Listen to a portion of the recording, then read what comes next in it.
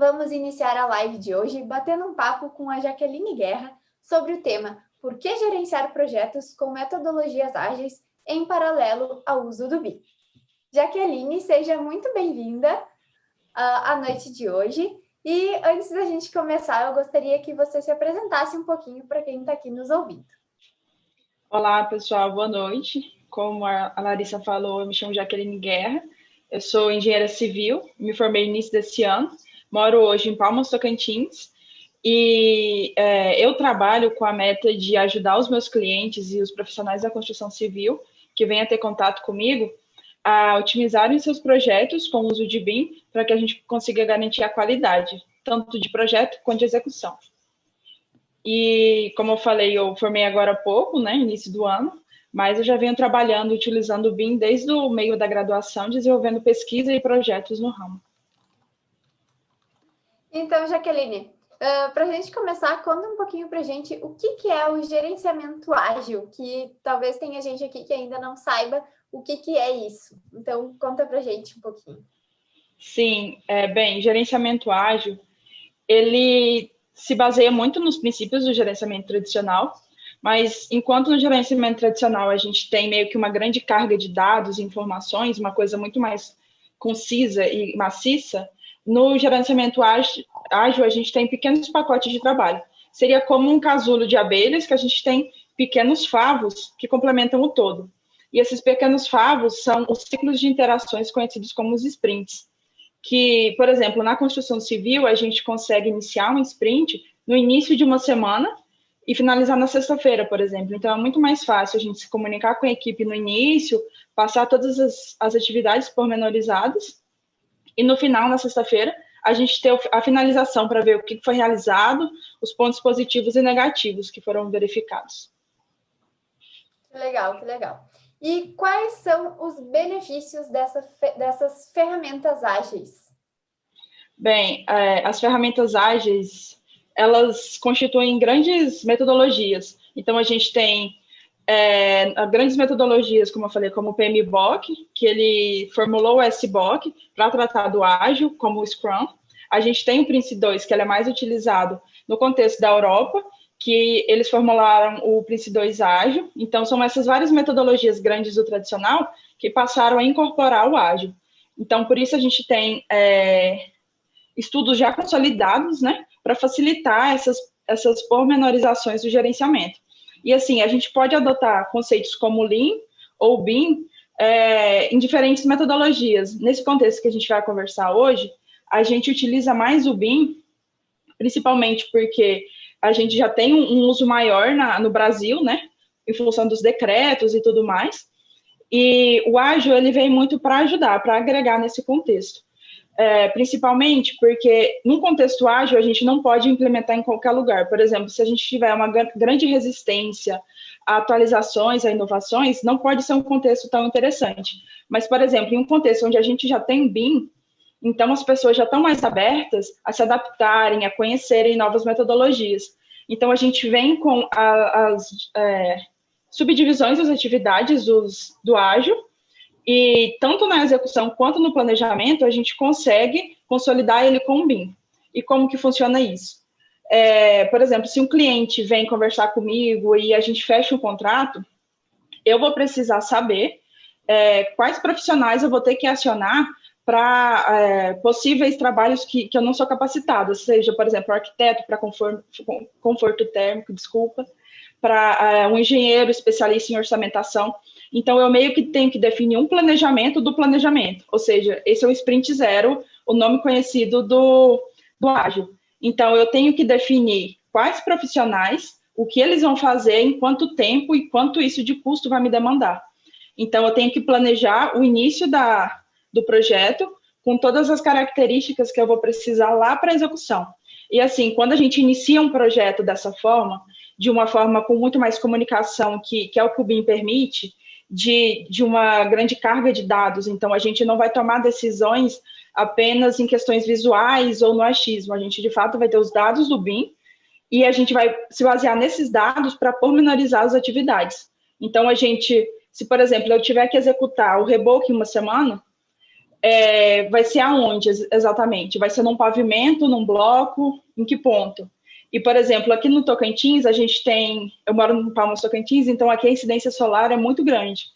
Além do problema da chuva, a gente tem que saber o horário do dia que vai executar esse reboco, porque ele pode vir a fissurar com a temperatura. Então, eu já tenho que previamente saber no início da semana que determinados horários podem ser piores para a minha execução.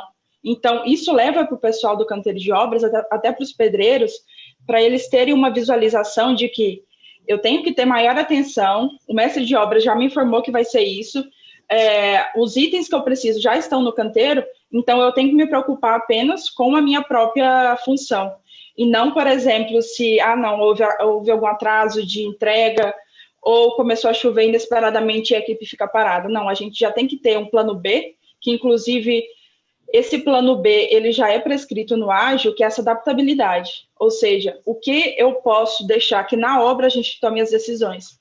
Então, no gerenciamento prévio, a gente tem lógico, né, as atividades grandes, mas no canteiro de obra a gente também tem um certo nível de adaptabilidade. É lógico que não fica nada avulso e sem controle, mas a gente tem que permitir, até porque a construção civil a gente tem inúmeros fatores, né, que agem. Então, não tem como ter controle de 100%. Então, aqui, resumindo um pouco o que tu falou aqui, então a metodologia ágil, ela vem para a gente quebrar os nossos grandes projetos em projetos menores, em tarefas menores, que são mais fáceis da gente conseguir planejar, da gente conseguir entender quando vai começar, quando vai terminar e quem vai executar aquela tarefa. Então, esses blocos menores que a gente cria nos ajudam aí a estar fazendo todo esse planejamento e esse gerenciamento das nossas obras.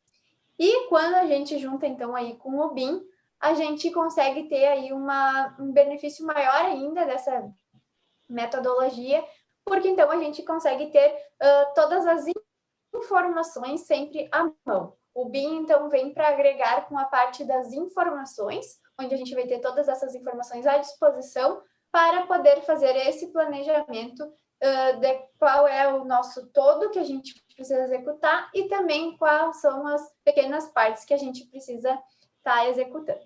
Então, mais ou menos é isso, né, Jaqueline? Isso, exatamente isso.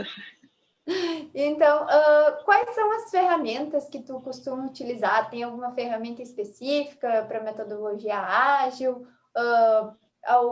Tu usa alguma ferramenta que não é da metodologia ágil para trabalhar com isso? Como que funciona esse teu fluxo de trabalho?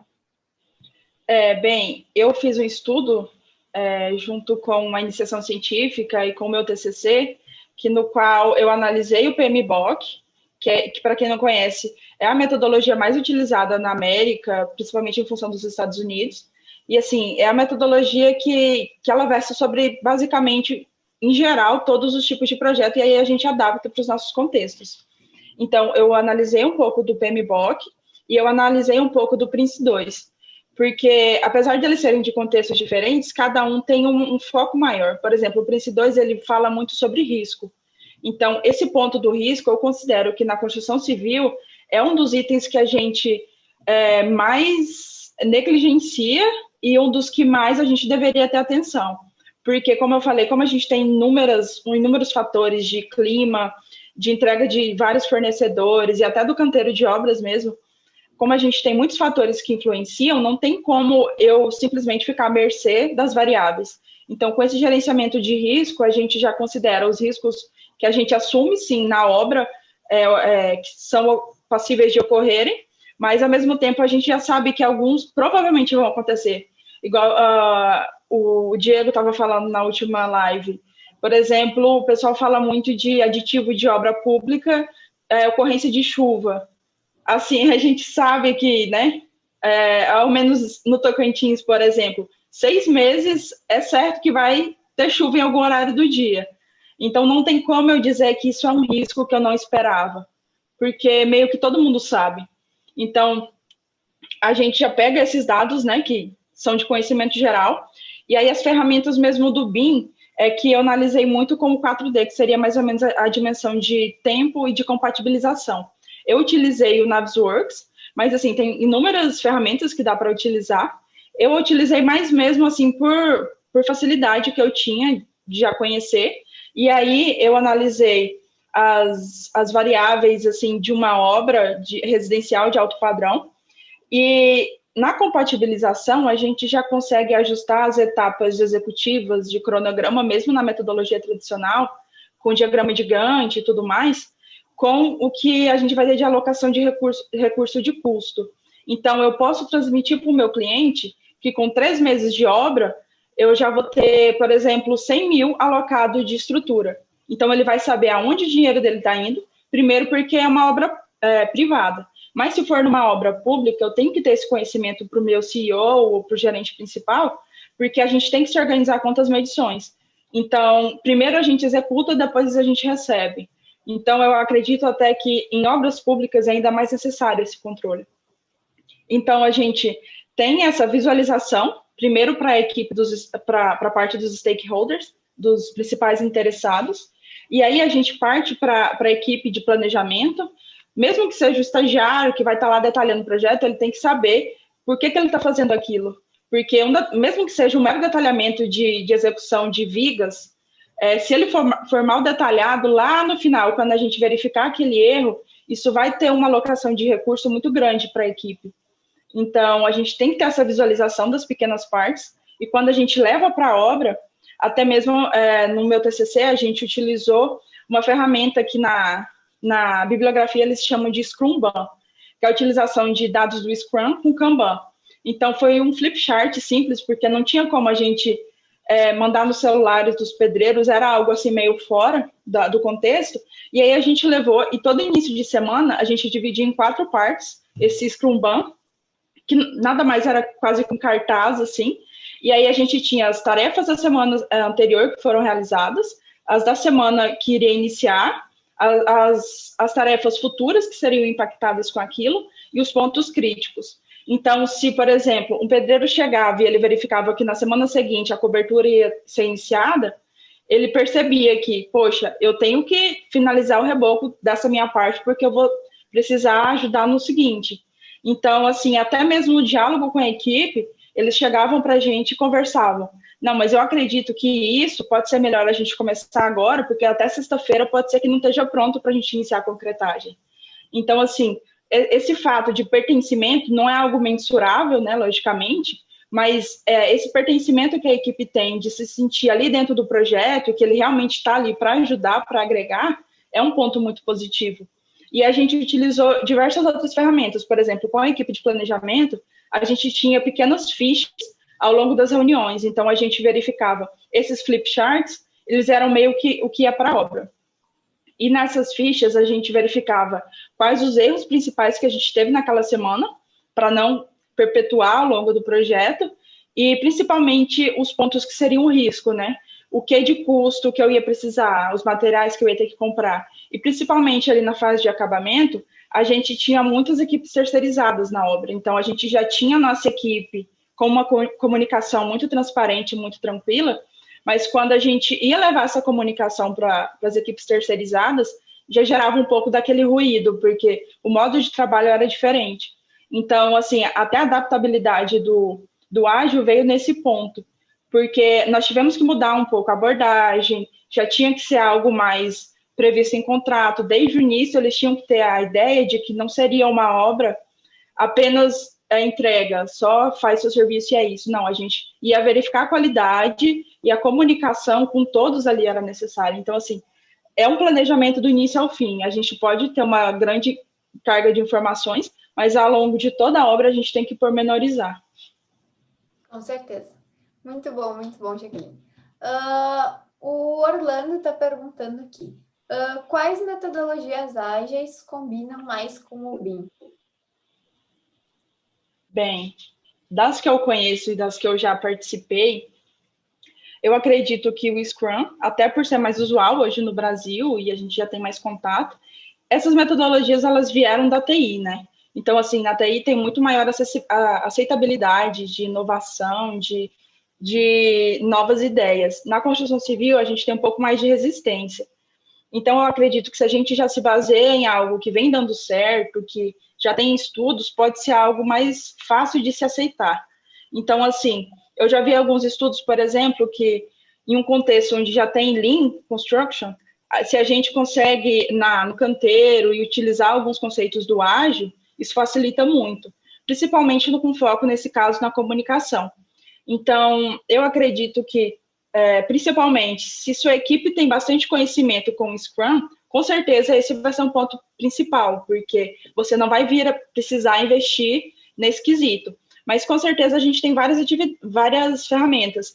Eu gosto bastante do Prince 2 Ágil, porque eles fizeram todo um manual com foco só no ágil. Então, assim, eles pegaram a grande metodologia e versaram mais com foco na versão ágil. Então, assim, é muito interessante a gente conhecer e estar situado em todas, porque, por exemplo, no Prince 2 a gente tem o agilômetro, que nele a gente tem 6 aspectos para poder analisar se o contexto da sua obra, da sua empresa é importante e vai, de fato, ser interessante que você utilize o ágil. Porque pode ser que seja uma empresa tão fechada e já tão consolidada que as pessoas não consigam aderir. Então, assim, e até mesmo na internet, se pesquisar, você consegue ver várias ferramentas para você primeiro analisar, principalmente, né, porque envolve investimento, treinamento pessoal, e aí vir a implementar. E quando você já tem o BIM, como eu falei, já fica um pouco mais fácil, porque a equipe já está mais acostumada com essa inovação. A gente tem mais uma pergunta aqui. O Orlando te respondeu: já trabalhei com essa ferramenta junto com o BIM, funciona mesmo. E a Cidinha colocou para ti: Jaqueline, boa noite. Para acompanhamento e controle, vocês utilizaram o Navisworks. Pode falar um pouquinho como foi a atualização, feedbacks e análise de desvios? Bem, eu acho um pouco complexo até na ferramenta, que nesse quesito de atualização ela não é tão inteligente. Então, assim, tem algumas ferramentas que hoje eu já preferiria testar, que elas são um pouco mais otimizadas. Mas nesse sentido, como eu já estava diretamente na obra e no planejamento, era uma ponte muito fácil para mim, como eu já estava com o pé em cada lado, para atualizar. Então, se a gente tinha alguma alteração do modelo, até depois teve um outro estagiário que ele fez na época um modelo do as-built. Então, a gente conseguiu atualizar o modelo e o modelo ficou de fato como foi construído. A gente não ficou só com o que foi planejado de fato. Então, algumas alterações que foram feitas, por exemplo, de tanques de reuso de águas cinzas, que estava no projeto inicial, no as-built foi modificado. Então, o meu modelo eu já incorporei a isso. Como no Navisworks a gente consegue dar o refresh dos projetos, então eu atualizava nos projetos chefe, né, nos projetos principais, e isso já era incorporado no Navisworks. Então, essa comunicação dentro do próprio software, ela era muito mais fácil. Eu acho, não sei se foi bem isso, mas nesse sentido eu gostei bastante, porque esse refresh com certeza foi chave. Então, eu queria também que tu nos contasse como que a Cidinha te respondeu perfeito, querida, show. Eu queria que tu nos contasse um pouquinho como que a BIM Experts e o curso BIM Implantação Vendas mudou a tua visão, a maneira como tu tem trabalhado, como que foi isso? Conta um pouquinho para nós.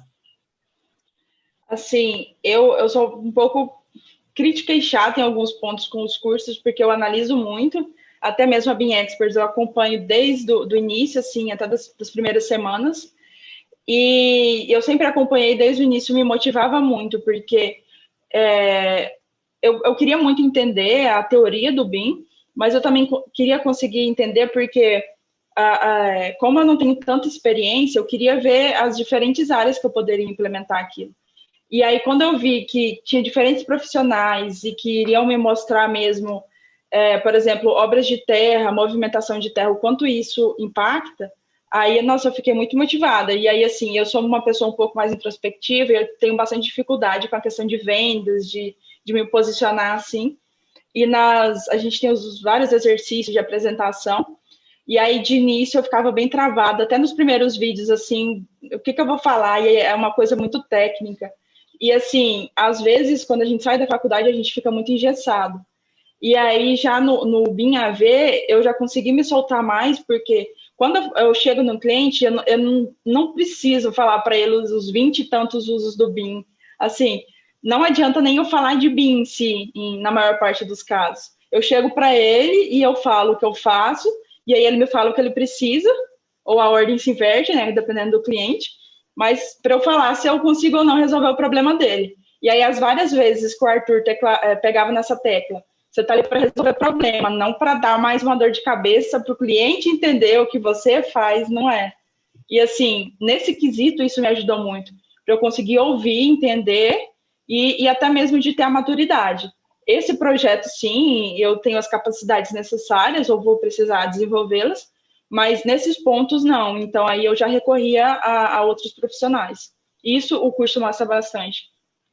Tanto para maturidade, mas também para comunicação, porque algumas dúvidas e tudo mais, é só mandar no grupo que vai ter gente do Brasil inteiro que vai poder me falar, não, aqui a gente faz isso, aqui a gente tem um problema se não faz tal. Então, assim, essa rede de contatos, de comunicação, facilita muito também. É muito bom, eu adoro ouvir os depoimentos para mim. Dá para ver que realmente tem muito aluno que teve muita melhora, que realmente aprendeu a vender, aprendeu a se mostrar, mostrar os seus conteúdos. Então, isso é muito legal. Sim, com certeza. O Bruno fez uma pergunta, mas a gente já está finalizando, então eu vou pedir para depois tu entrar ali, entrar em contato com Sim. ele, ou o Bruno entra em contato com a BIM Experts, que a gente te responde, te coloca em contato com Se a gente. precisar também, manda no Instagram que eu respondo, não tem problema. Qual é o teu Instagram? Em Guerra, NG Guerra. Vou deixar no chat aqui. Ok, são 2 Gs. N Que é com dois G, Guerra. com Não, dois com N. 2 Gs. Ah, com dois Gs.